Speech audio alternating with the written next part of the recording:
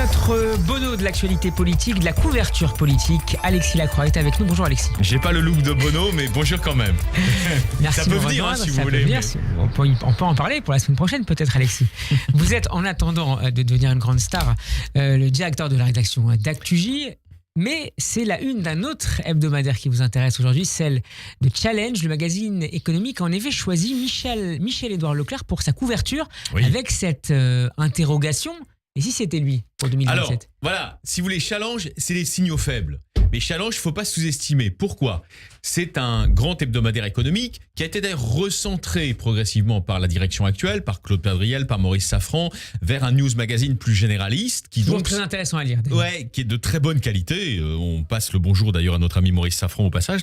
Toujours de très bonne qualité. Mais, dites-vous bien que dans le moment que nous vivons, qui est un moment d'anticipation mentale de la présidentielle. Tout n'est pas joué, mais nous voyons bien qu'une droite qui se met en ordre de bataille, un macronisme qui se cherche un avenir hypothétique avec Gabriel Attal ou Édouard Philippe. Ou maintenant peut-être la surprise Bruno Retailleau qui est à la une du Figaro Magazine ce week-end. Alors lui, c'est plutôt la droite. Mais évidemment, vous avez parfaitement raison. Le ministre de l'Intérieur, on a fait plusieurs chroniques sur le sujet cette semaine, a marqué un espace métapolitique qui sera de plus en plus un espace politique. Et je pense, là, puisque vous me challengez là-dessus, après on parle de Michel-Édouard Leclerc, je pense qu'il sera immanquablement l'homme fort de la droite et donc celui qui, en toute vraisemblance, proposera l'incarnation conservatrice, mais en même temps moderne, la plus convaincante. On y reviendra si vous voulez. Mais donc, face à cela, il est assez logique, face à la fusée Retailleau, il est assez logique que d'autres ambitions se fassent jour dans un espace, je vous le rappelle, Challenge, qui est plutôt l'espace, on va dire, des héritiers de Michel Rocard, des héritiers d'une social-démocratie réformiste et libérale, qu'incarne très bien d'ailleurs le grand financier de ce journal, qui est l'excellent Claude Perdriel. Alors Claude Perdriel, moi je le sous-estime pas. Je ne pense pas qu'on fasse, si vous voulez, une avec le patron des centres Leclerc, lui-même héritier, natif de Bretagne, le même département que Vincent Bolloré, le Finistère. Je ne pense pas qu'on fasse ça comme ça, juste parce que c'est un sujet journalistique. Ça n'existe pas.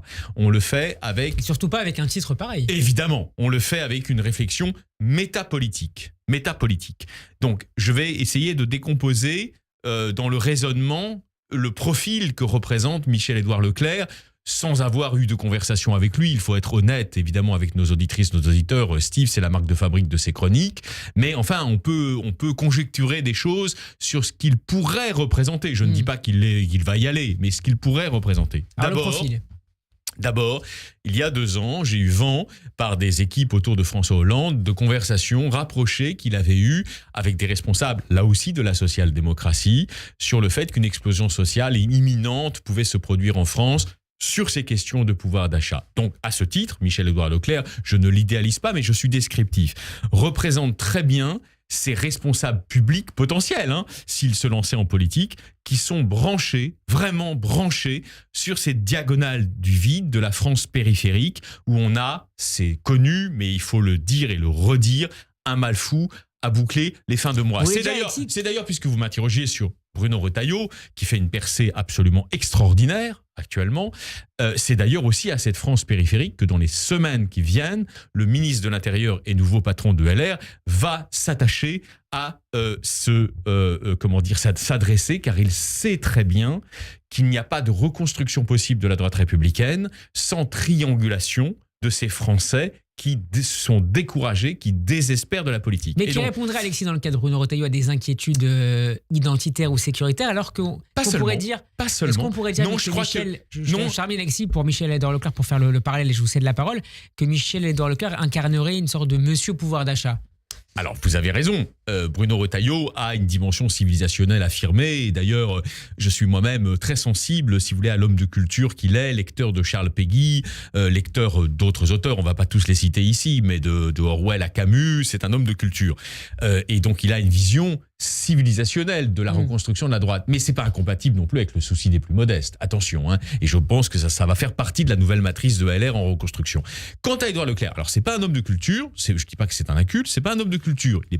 Ce n'est pas un intellectuel en politique, potentiellement. Mais c'est un chef d'entreprise qui connaît les Français. Il les connaît très bien, puisqu'il les reçoit dans ces innombrables centres commerciaux, où effectivement, l'une des marques de fabrique, assez véridique, de ces centres commerciaux, c'est qu'on y casse les prix. Ouais, sur les matières premières, sur les denrées. Chaque ligne d'étiquette caisse pour savoir. Oui, mais c'est vrai. Alors, vous voyez, on ne fait pas du tout la pub des centres Leclerc, mais c'est absolument vrai. À ce titre, il se positionne, je le vois bien, en porte-voix, peut-être demain en plus que porte-voix, peut-être demain en plus que porte-étendard, peut-être demain en représentant, sait-on jamais, de la France laborieuse. Or, cette France laborieuse, aujourd'hui, elle a une obsession. Son obsession, c'est pas le patronat français.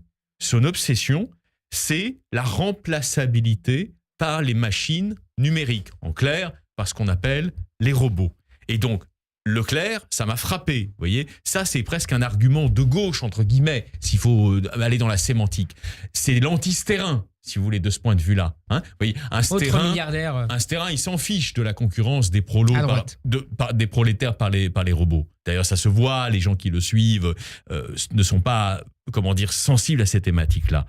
Michel-Édouard Leclerc, tout de suite, avant même d'avoir pris la moindre initiative véritablement politique, mais tout de suite, il dit voilà, le drame, c'est que le travail, autrement dit, des gens les plus modestes, des ouvriers, des commerçants, des artisans, des chauffeurs de taxi, etc., il est concurrencé de manière discriminatoire par des substituts au travail qui ne paient pas de charges sociales. Il pense évidemment aux grandes multinationales du web qui sont en train de remplacer progressivement les travailleurs. Donc ça, c'est une déclaration forte de la part du président du comité stratégique des centres, Édouard Leclerc. Et donc, effectivement, il y a cette proposition. Il dit, quand on fait venir de l'IA, 100 milliards, quand on fait venir des robots, quand on développe le digital, ça ne cotise pas. Ça ne cotise pas. Entre nous, moi je ne suis pas en train de faire un plaidoyer pour Leclerc, mais c'est un discours un peu novateur dans la sphère du haut patronat français. Pourquoi ? Le haut patronat français, je ne suis pas en train de faire son procès, mais il a quand même un modernisme technocratique chevillé au corps, si vous voulez, qui fait que, la remplaçabilité des métiers substituables, c'est pas son souci premier. Est-ce qu'on va pas l'accuser d'être un peu rétrograde ou un peu passéiste, ne se tournant pas vers la nouvelle technologie, ce qui est déjà d'ailleurs un petit peu le cas dans les centres Leclerc comme ailleurs dans d'autres super ou hypermarchés. Vous avez raison, la question se pose. On peut dire oui, mais c'est un discours socialiste, entre guillemets, ou social-démocrate, d'inspiration, de sensibilité à la remplaçabilité des emplois les plus pauvres, mais c'est pas avec ça qu'on gagne une présidentielle. Pour l'instant, c'est un petit peu prématuré, on n'en est pas encore tout à fait là. Mais alors, prenez en compte, dans ces cas-là, quand même, vous voyez, prenez en compte la critique très forte qu'il fait du macronisme. Le macronisme, en quelque sorte, pour Michel-Édouard Leclerc, alors ça c'est un élément qui dessine ce que pourrait être un programme présidentiel si par hasard il y allait. Le macronisme n'a pas résorbé la fracture des France. Il l'a exacerbée. Il n'a pas réduit l'écart entre ce que Condorcet, jadis grand républicain de la Révolution, appelait la portion grossière et la portion éclairée du genre humain. Il a accru cette différence entre les classes les plus modestes et les classes les plus favorisées. Pour le dire encore avec d'autres mots que n'emploie pas Leclerc, mais je suis sûr que dans sa réflexion, il a cela à l'esprit. C'est un homme intelligent, Leclerc. Il a accru la fracture dramatique et profondément antidémocratique entre métropolia, dans le langage de Christophe Guéluy, c'est-à-dire les centres urbains connectés à la mondialisation, et périphéria, cette diagonale du vide, où se débattent dans des départements précis, en gros des Ardennes aux Hautes-Pyrénées, des Français qui n'en peuvent plus. Donc, Alexis, ce que vous voyez se profiler, juste, je termine avec une phrase, ce que vous voyez se profiler, si par hasard, Michel-Édouard Leclerc, dans l'espace central, dans le bloc central, allait challenger les Attal, les Édouard Philippe, qui sont les incarnations de Métropolia, c'est qui dirait, moi non, vous n'allez pas me la faire. Moi, je suis un grand patron, mais je suis connecté et je connais la France vraiment dans ses moindres recoins. Et je sais très bien les souffrances que vivent d'innombrables compatriotes aujourd'hui. Une phrase pour terminer, Alexis. Quelles seraient les limites d'une candidature Michel-Édouard Leclerc ? Les limites qui ont toujours existé dans l'histoire de la 5e. C'est qu'il y a eu, à chaque présidentielle, vous savez, des chevauchés, un peu comme ça, des débuts de trop, de galop, de grands patrons qui séduisaient. Alors, le plus connu d'entre eux, c'était un autre genre, hein, c'était beaucoup plus grande gueule, c'était Bernard Tapie, mais ça n'a jamais marché. Alors pourquoi ça n'a jamais marché ? Probablement parce qu'il y a un protectionnisme inhérent à la classe politique, qui fait que des personnes issues de ce qu'on appelle la société civile ont plus de mal à s'y greffer. Et puis peut-être aussi parce que jusqu'à maintenant, ces patrons ne savaient pas, et ça je crois que c'est, là j'accepte Bernard Tapie, mais ces patrons ne savaient pas faire un bond hors de leur classe. Il me semble, sur la base de ce qu'on a lu dans Challenge, que Leclerc, potentiellement, il aurait cette aptitude. Mais si c'était le cas, alors on finit là-dessus, ça ne gêne absolument pas Bruno Retailleau. Ça ne gêne pas non plus les gens du Rassemblement national. Mais par contre, ça va gêner énormément dans l'embouteillage de l'autoroute A1 du bloc central, où il y a déjà un très grand nombre de gens qui ont les dents qui raillent le parquet et qui doivent être furieux de cette une de Challenge. Merci Alexis d'avoir identifié et analysé donc pour nous et pour nos auditeurs ces signaux faibles sur l'autoroute A1. Merci Alexis. Shabbat shalom.